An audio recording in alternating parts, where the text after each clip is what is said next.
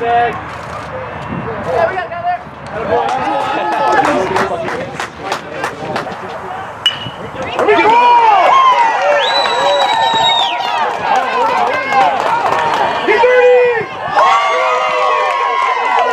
Win the battle! Win the battle, kid! Come on! Let's go!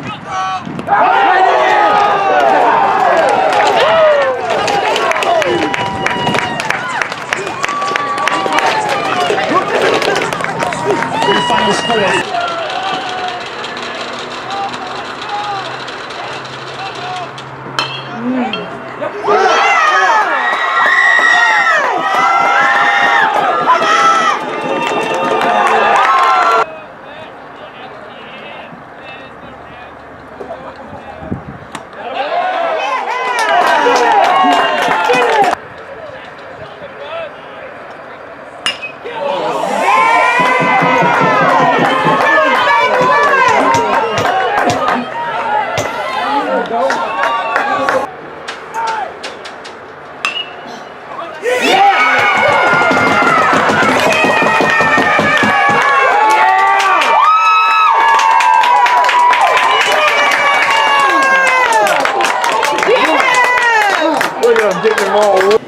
Coach came into the game needing a little momentum.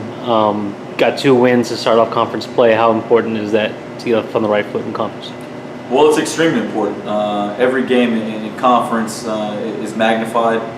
Every pitch, every AB, every ground ball. You know, this is where it really starts to matter. And for the guys to show up the way they did in the first 2 games and take a 2-0 record going into the day in conference, it's huge for a start like that for us. Okay. Can you talk about your starting pitchers? Jordan gave you a complete game, 11 strikeouts. Brandon came in solid in the second game. What is it about each one that makes them special? Well, I think each one of them go out there and compete every day and they give it their all. I think Jordan Hackett, this is his 3rd year now and been a first-team guy for us his first 2 years. Really knows how to pitch at this level and do a lot of great things and knows what I expect and knows what he has to do to go out there to help us win. You know, he struggled a little early. They kind of got to him a little bit, but then he started to settle down and went back to what makes him good, which is, you know, pounding the zone and throwing off-speed pitches for strikes and keeping hitters offset now. Brandon Cogbill, on the other hand, is just one of those guys that's going to go out there and wear his heart on his sleeve. Every single outing he does that for us, and he's done a phenomenal job. And him being a senior, leaving it out on the field like that, that's what he's going to do every single night, and we expect that from him. So. All right, you've talked about getting better situational hitting. This weekend, you didn't really leave a lot of people on base. Had a 4-run 7th inning in the second game to take it into extra innings. Did you come into this game with a different approach at the plate or mindset? I think Coach Mendiola, who's our hitting guy, does a great job of getting these guys prepared.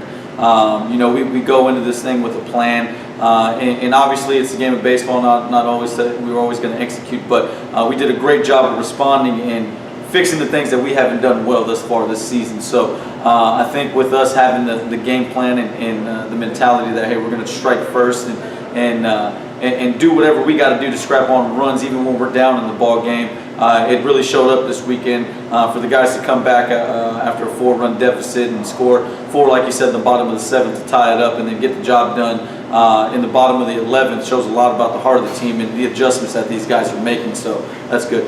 Jose Diaz went 4 for 6 in that game, had the game-winning RBI. How important is it just to see him get going?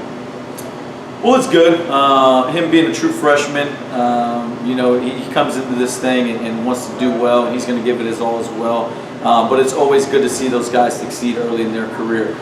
For him to have the success that he's been having is great. He's a great ball player, understands the game well, and for him to have his first walk-off career hit like that, it's big for him. Obviously in a big situation there in conference-wise too, so it's really good to see younger players like that get the job done.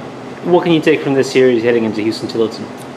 I think what we take away from this series is that we're going to be able to compete no matter what the inning is or the score. I think this ball club is built around our pitching, who's always done a great job. But we do have the hitting and the defense to get it done. But we have to play collective baseball, and I tell the guys all the time, it's a collective effort, and we got to put things together. And when we do, it's tough to beat us. So, all right, thank you, Coach.